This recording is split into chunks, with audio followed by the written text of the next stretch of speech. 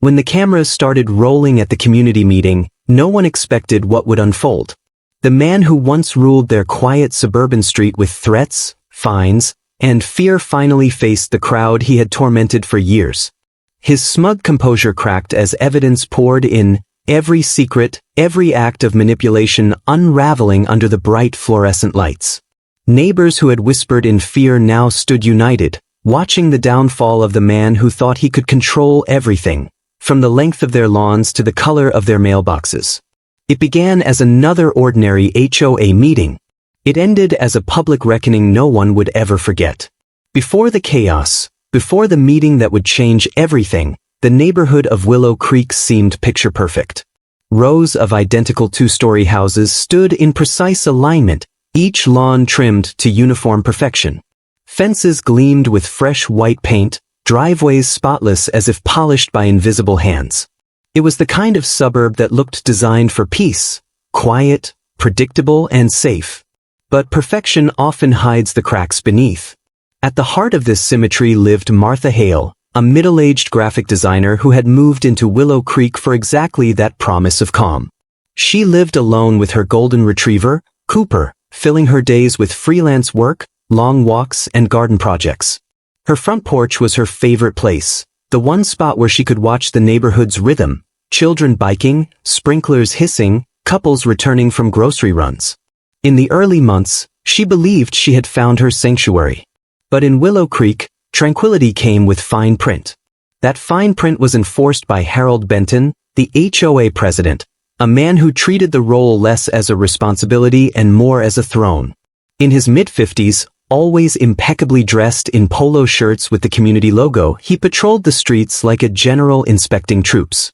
His truck bore the HOA seal, his clipboard a permanent accessory.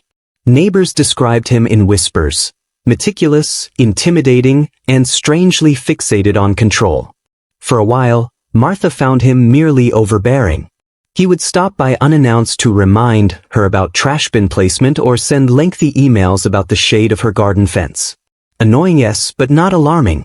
Every neighborhood had someone like Harold, the self-appointed guardian of order. She followed the rules, paid her dues, and kept to herself. But even then, there were hints of something darker beneath his precision. Once, she overheard an argument between Harold and an elderly neighbor whose mailbox paint had faded slightly. The man's voice was weak and apologetic, while Harold's was sharp, relentless. The next day, the mailbox was replaced, and the homeowner quietly put his house up for sale. Other neighbors began to vanish, one by one, replaced by new families who seemed eager to comply with Harold's endless regulations. Martha didn't think much of it at first. People moved all the time. But over time, she realized the turnover was too frequent, too sudden. Something in Willow Creek drove people away. Her first real warning came on a sunny Saturday morning. She had just finished painting her garden fence a soft cream color, close to the approved shade, but not identical. A small act of individuality, barely noticeable. But by Monday, an envelope appeared on her doorstep. Inside was a formal letter from the HOA. Violation notice, non-compliant fence color. It wasn't the letter that frightened her, it was the timing. Someone had been watching closely. At the next HOA meeting, Harold stood at the front of the community hall, addressing a crowd of compliant faces. He spoke with the authority of a man who believed his word was law, his tone condescendingly cheerful. Martha sat in the back, unseen, her violation notice folded in her lap. He praised the community for maintaining standards and reminded everyone of the importance of visual harmony. The audience nodded, murmuring approval, afraid or unwilling to disagree. She watched him, noting the subtle smirk he wore each time he mentioned rules. He wasn't protecting the neighborhood, he was enjoying his power over it.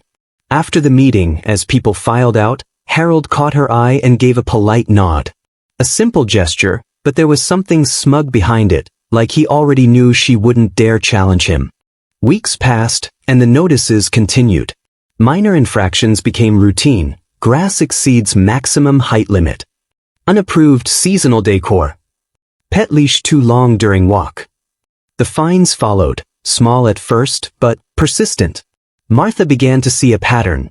Those who resisted Harold's warnings found themselves buried under escalating penalties until they either paid up or moved out. Yet, despite the frustration, most residents remained silent. Complaints were pointless. Harold controlled the board, the budget, and the communication channels. Every email to the HOA office somehow ended up back in his inbox.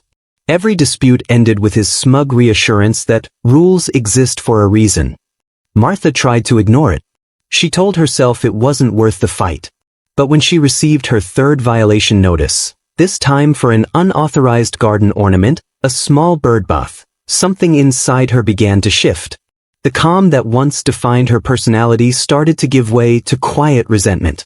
One evening, while watering her plants, she noticed something strange. Harold's truck idling slowly at the end of her street. The headlights were off, engine running. He wasn't visiting anyone. He was watching. The next morning, she installed a small security camera near her porch light. Within days, she had footage, Harold walking up to her fence at dawn, measuring its height with a tape measure. Another clip showed him photographing her mailbox. The sight filled her with a mix of fear and fury. Why would a man care this much about other people's lives? The answer began to take shape when she started talking quietly with neighbors. Some of them had similar stories.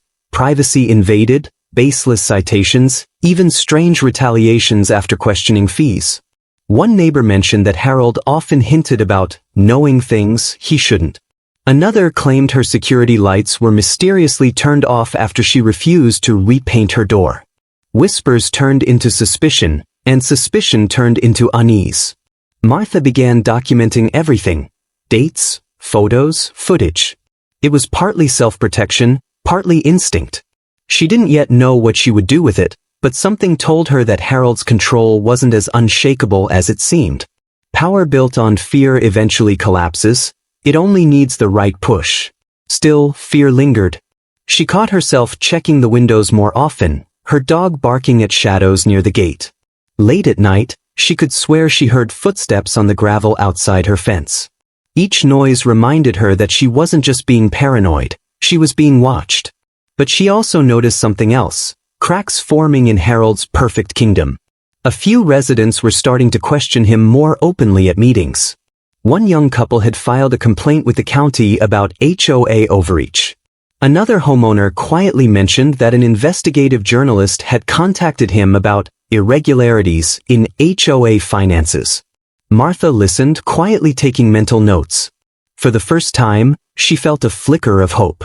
Maybe Harold's reign was beginning to falter. On the surface, life went on. The lawns trimmed, the mailboxes shining, the meetings scheduled like clockwork. But under the manicured lawns and polite smiles, tension was building. Every whisper, every quiet act of defiance added weight to the inevitable moment when everything would break. Martha didn't know when it would happen, but she knew it was coming. Because men like Harold could only maintain power for so long before the truth clawed its way out. And in Willow Creek, that truth was getting closer every day. Tension had become part of everyday life in Willow Creek. What once felt like a quiet neighborhood now felt like a stage, one where Harold Benton wrote the script, and everyone else played unwilling roles. For Martha Hale, each passing week revealed a deeper, uglier side of the man who ruled their streets. The soft hum of suburban calm had turned into something far more sinister. It started small, another notice taped to her front door. Failure to comply with fence color correction within 14 days will result in additional fines and possible legal action.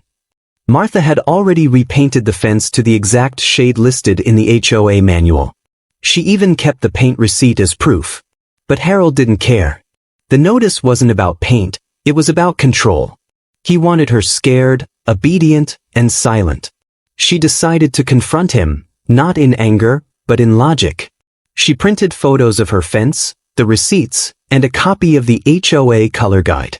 When she showed up at the HOA office, Harold wasn't surprised. He sat behind a spotless desk, a smug grin resting on his lips, hands folded like a patient judge waiting for confession. He didn't even look at her documents before saying, "We'll review your case." A phrase that sounded professional, but meant nothing. 2 days later, she received another fine. From there, the harassment escalated. Her mailbox was mysteriously dented one morning. The next week, her trash cans vanished, only to reappear the following day, filled with someone else's garbage. Neighbors started avoiding her. The once friendly waves from across the street became awkward glances. It wasn't paranoia, she could feel it. Harold was isolating her, turning the neighborhood against her. Rumors began to circulate.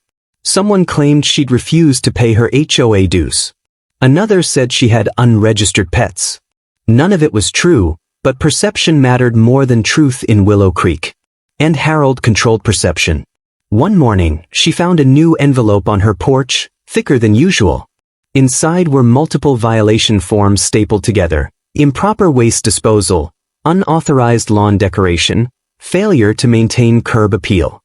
Each fine added up to hundreds of dollars. She stared at the stack, her hands trembling. This wasn't just a power trip anymore.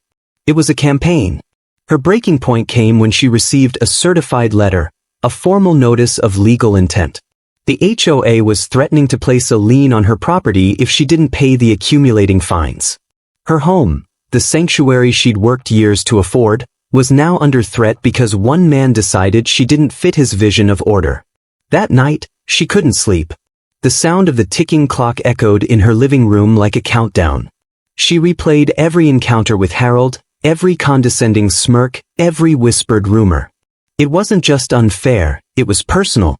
But she couldn't understand why. The answer began to surface one afternoon when she ran into a former resident, an older woman named Joan who had once lived 2 houses down. They met by chance at a grocery store outside the neighborhood. Joan looked nervous, glancing over her shoulder before speaking. "Harold doesn't like people who ask questions," she said softly. "He made it impossible for me to stay. He fined me for things that didn't exist. When I filed a complaint, my security camera wires were cut. I moved out 2 months later."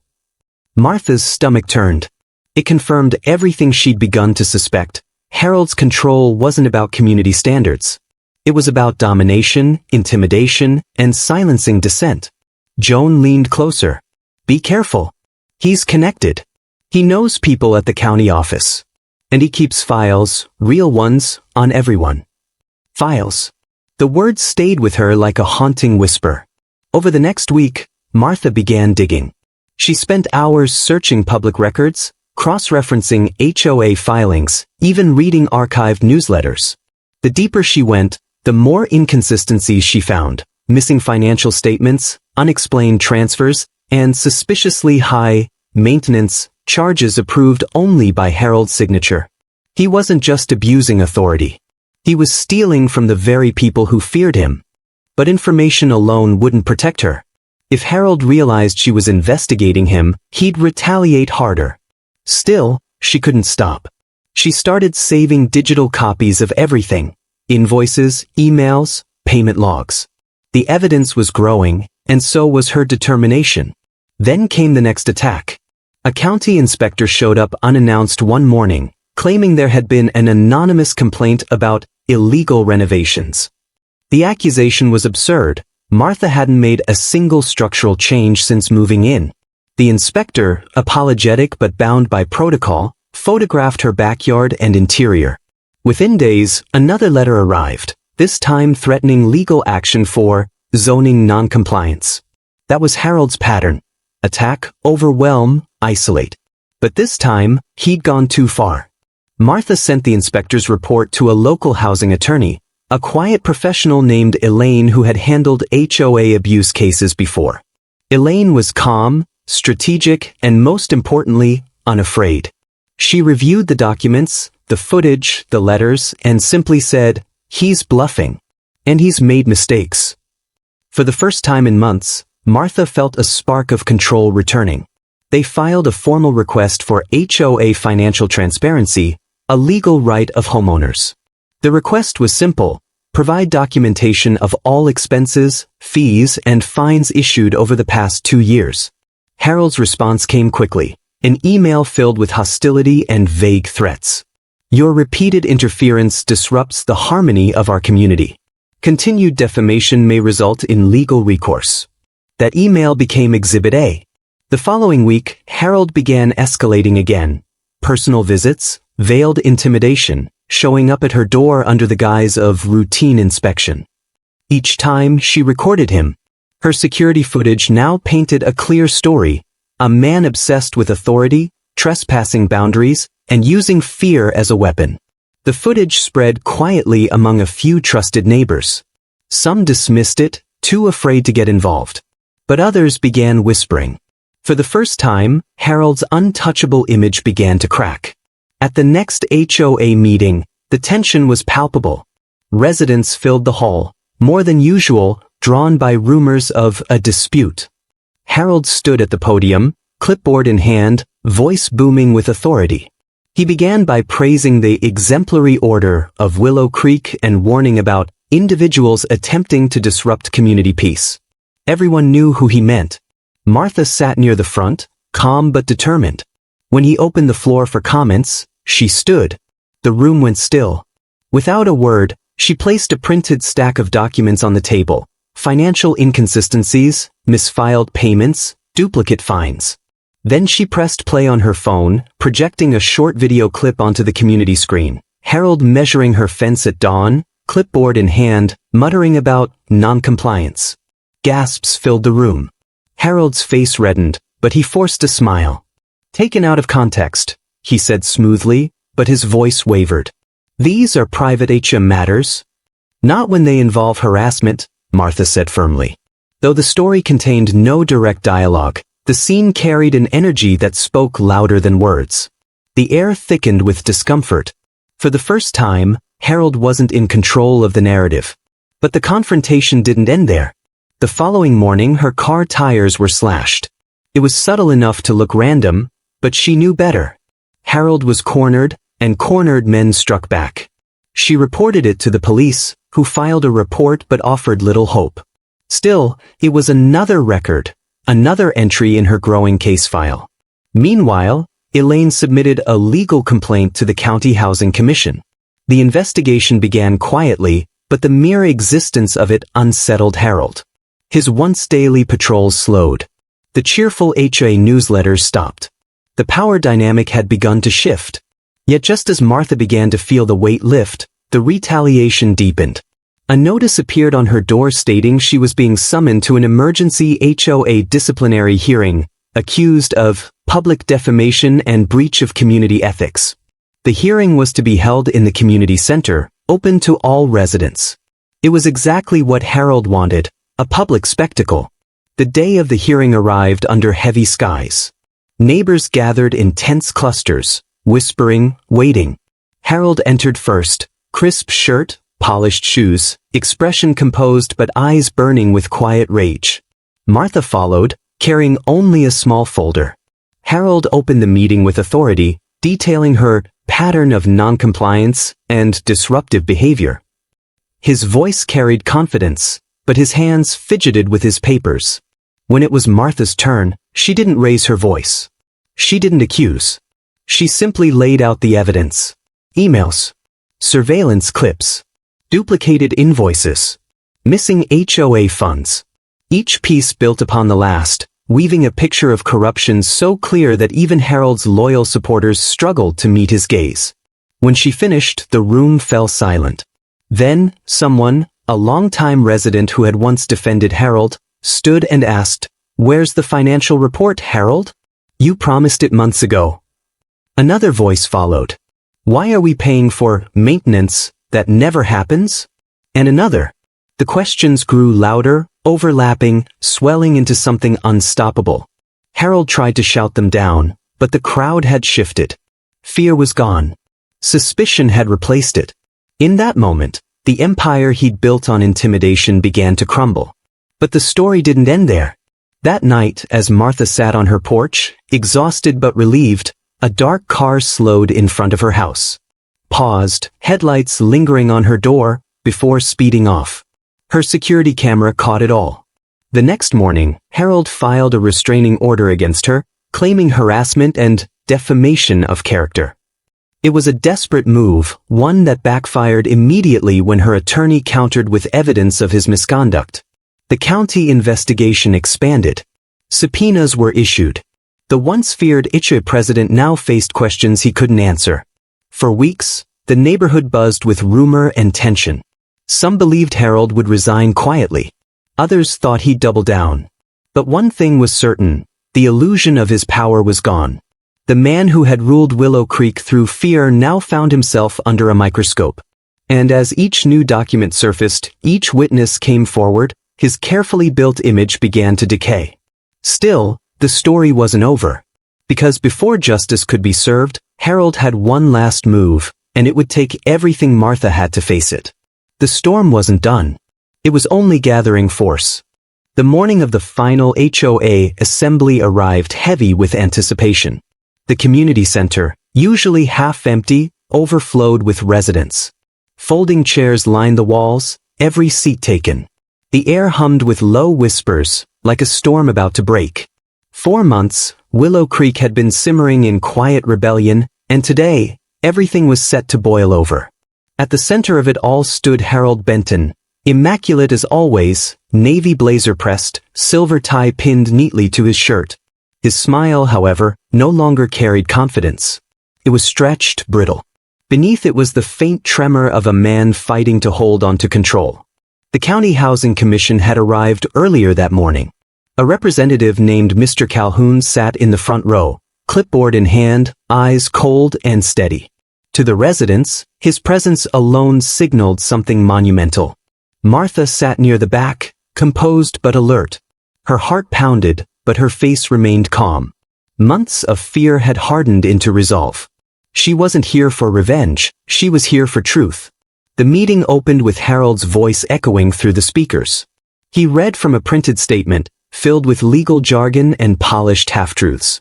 He spoke of misunderstandings, targeted harassment, and defamatory accusations. He painted himself as the victim, a man wronged by an ungrateful homeowner's smear campaign. Some in the crowd looked uncertain. Others crossed their arms, skeptical. When he finished, Harold gestured toward Martha's section. And now the accused homeowner may speak if she wishes. It was meant to sound generous, but everyone recognized the tone of control. Martha rose slowly, walking to the front of the room. Each step felt deliberate, heavy with purpose. She placed a single flash drive on the projector stand. When the screen flickered to life, the first image appeared, a spreadsheet of HOA transactions. Names, dates, and amounts filled the screen, all leading to a private account in Harold Benton's name. A murmur rippled through the crowd. The next slide displayed invoices, payments labeled as community maintenance and landscaping upgrades that had never occurred. Residents leaned forward, recognizing street names and line items that matched their own inflated dues. And then came the footage, the recordings she'd captured over months of harassment. There was Harold inspecting her fence at dawn, muttering to himself. Another clip showed him snapping photos of her mailbox at night. One recording caught his voice outside her property, whispering to someone on the phone about making an example out of her. The room fell silent.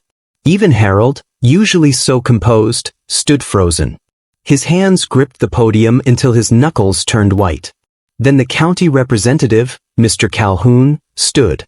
"Mr. Benton, would you care to explain these transactions?" For the first time in years, Harold had no words. His mouth opened, then closed again. The sweat on his forehead glistened under the harsh fluorescent lights. He tried to speak, something about clerical errors, but his voice cracked midway. The silence grew louder than any shout. Then, a voice from the audience called out, "We trusted you, Harold." Another followed. "Where's our money?" The crowd erupted. Years of suppressed anger came flooding out. Shouts, accusations, disbelief. Residents stood, waving copies of their HOA bills, demanding answers. Harold slammed his hand on the podium, yelling for order. But the authority he once wielded so easily had evaporated. No one was listening. The county representative intervened, signaling for quiet. "We've reviewed these documents," he said, his tone cutting through the chaos. "And we've found probable cause for financial misconduct. Effective immediately, Mr. Benton, you are suspended from your role as HOA president pending further investigation." A collective gasp filled the hall. Harold's eyes darted wildly, from Martha to the crowd, to the papers scattered on the podium. His perfect composure shattered completely. The mask had fallen. But humiliation, it seemed, had only just begun. As he stumbled backward, a voice from the side of the room said, "Check the HOA server." A younger resident had connected his laptop to the projector, revealing something unexpected: the HOA's shared drive, accessible through Harold's email credentials that were leaked during the investigation. The screen filled with folders, each labeled by resident names. Inside were photographs, violation notices, and personal information Harold had collected on his neighbors, private data he was never authorized to store. A collective roar filled the room. The man who had fined people for flower pots and shade cloths had secretly built dossiers on them all. Martha stood still, watching not with glee, but with disbelief. The monster who had haunted her for so long was collapsing before her eyes, not from violence or vengeance, but from the truth itself. Security was called as Harold began shouting, not coherent words, just raw, desperate noise. He tried to snatch the microphone, accusing everyone of conspiracy, calling them ungrateful and disloyal. But the image of his files projected behind him made every accusation sound absurd. The police entered quietly, summoned by the county investigators. The sight of the flashing lights outside the glass doors silenced the room once again. As officers approached, Harold froze. For a long moment he stared at the screen, at the evidence of his own downfall, as if hoping it would vanish. When it didn't, his shoulders slumped. The fight drained from him. He didn't resist as the officers escorted him out. The last image anyone saw was the once feared president being led past the same neighbors he had terrorized, their phones raised, recording the end of his reign. The moment felt surreal. The man who had controlled every lawn, mailbox, and paint color now stood powerless beneath the glare of police lights. Outside, rain began to fall, streaking down the windows as if the sky itself was cleansing the community of his rule. Inside, the residents sat in stunned silence. Martha remained seated, exhausted but still alert. She hadn't expected joy, only relief. But as she looked around, she saw something far more powerful than satisfaction. She saw unity. Neighbors who hadn't spoken in months were suddenly whispering to one another about audits, new leadership, fairness. The fear that had once bound them was gone, replaced by something new: courage. The county representative gathered the remaining papers. "We'll be conducting a full financial review," he announced. "And I recommend that this community hold an emergency election." Applause broke out, hesitant at first, then thunderous. Martha stood quietly at the edge of the room, unsure how to feel. The sound was overwhelming, echoing through the hall like a heartbeat returning to life. She stepped outside into the drizzle. The air smelled of wet asphalt and something clean: renewal. Across the street, the reflection of red and blue lights shimmered on the puddles. Harold was sitting in the back of the patrol car, head down, hands cuffed. For a long time, she just stood there, breathing, trying to process the magnitude of what had happened.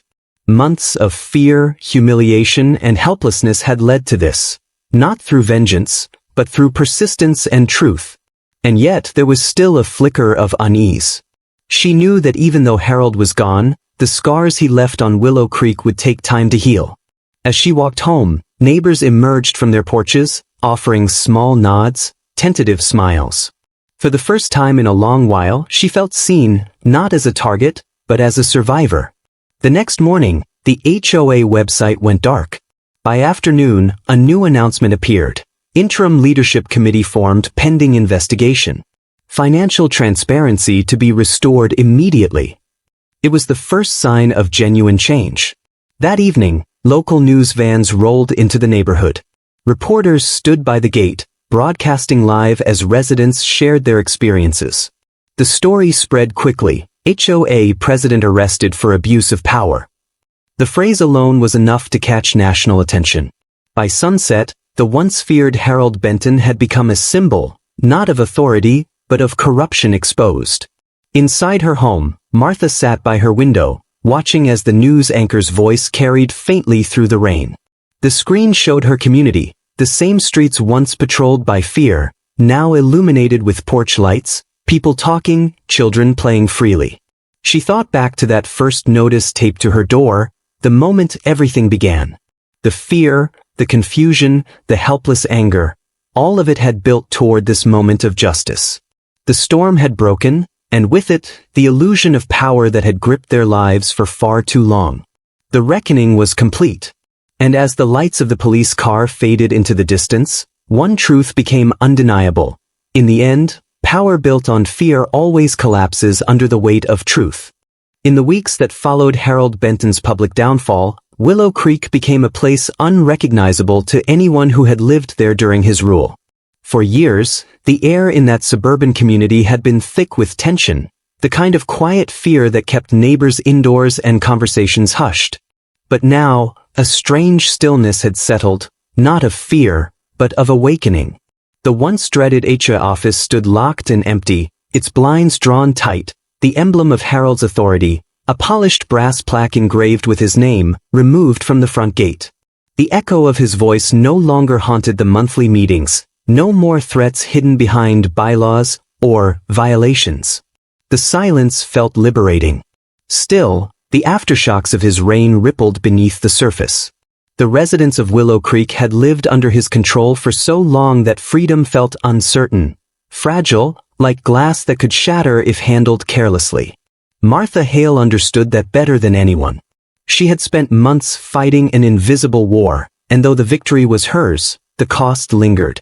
The fatigue, the sleepless nights, the creeping anxiety whenever she checked her mailbox, those habits were hard to unlearn. The investigation that began with her evidence expanded far beyond anyone's expectations. County auditors uncovered years of mismanagement, inflated maintenance contracts, false expense reports, and funds diverted to Harold's personal accounts. Each document told a story of greed disguised as governance. When the charges came, fraud, embezzlement, and harassment, the news hit the local media like wildfire. Reporters swarmed the courthouse. Photographers lined the steps. And every headline carried the same haunting contrast. A man once respected for his community leadership, now standing accused of exploiting the very people he claimed to protect. Harold's mugshot became symbolic, not just for Willow Creek, but for every neighborhood that had ever fallen under the thumb of unchecked power. Inside Willow Creek, people started talking again. Not about gossip or petty disputes, but about change. A new leadership committee was formed, this time democratically, with transparency as its foundation.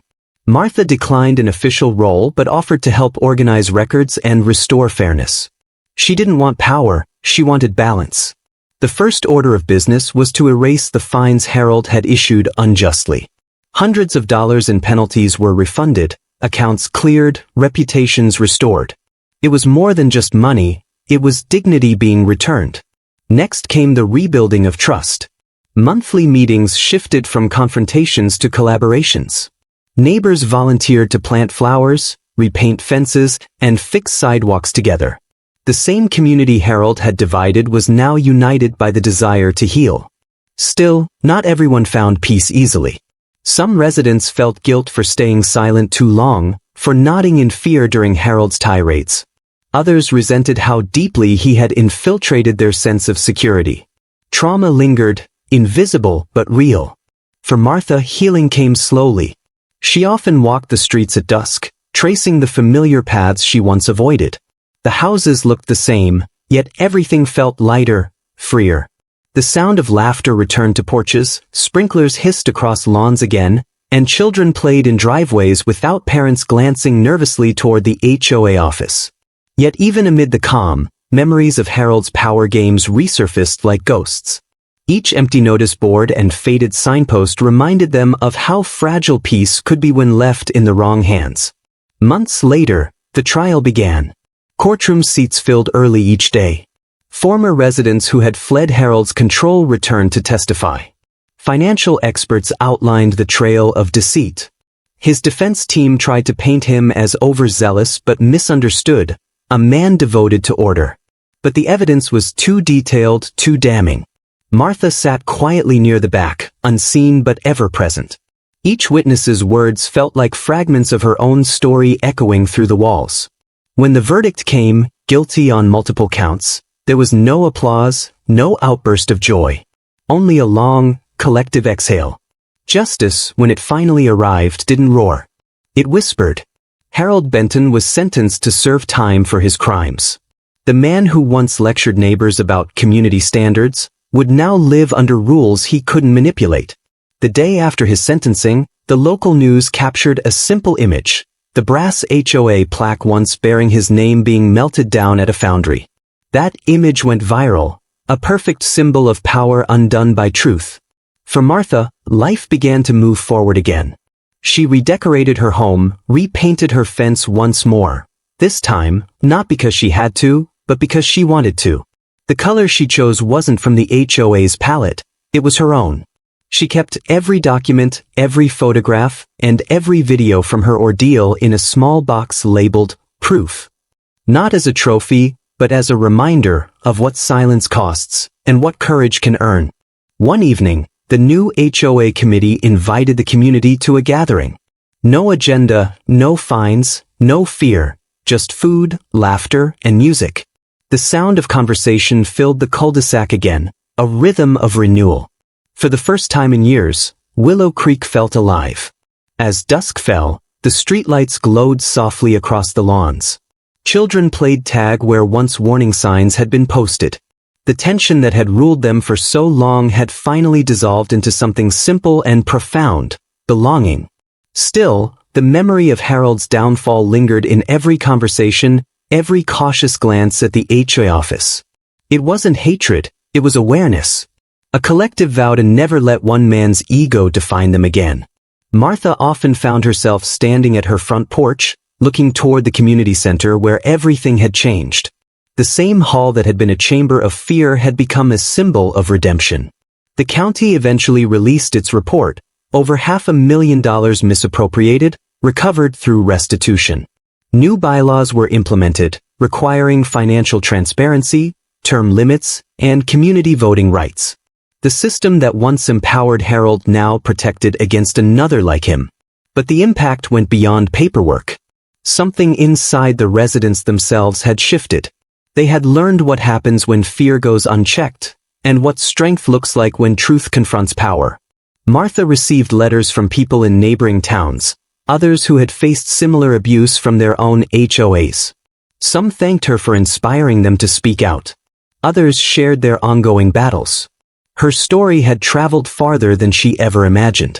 She never saw Harold again, but reports occasionally surfaced about him struggling to adjust to life without control. In a way, his punishment extended beyond prison walls, because for a man addicted to authority, powerlessness is the deepest sentence of all. Years later, Willow Creek was known for something new.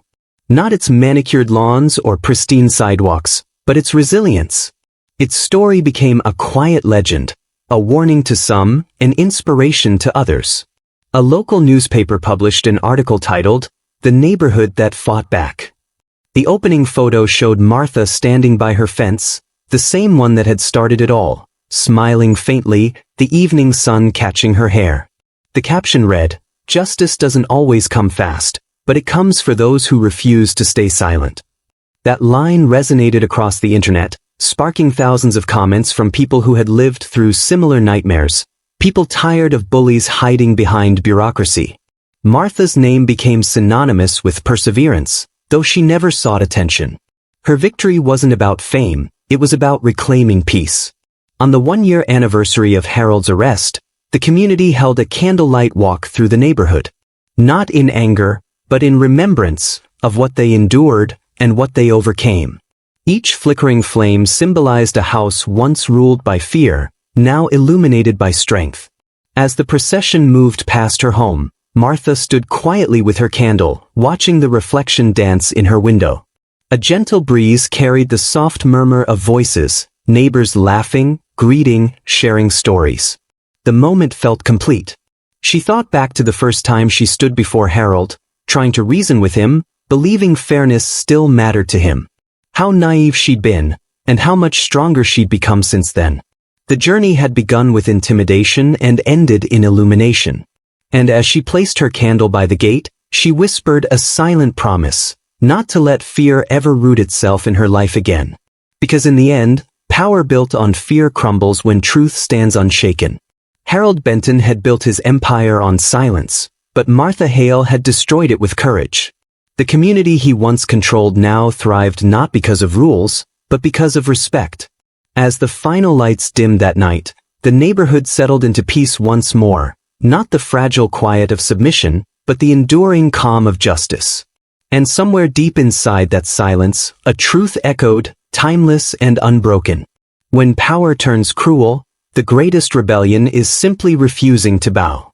This was today's secret. Every shed hides a secret, but remember, the shed never stays quiet for long. Until next time, Secret Shed Stories.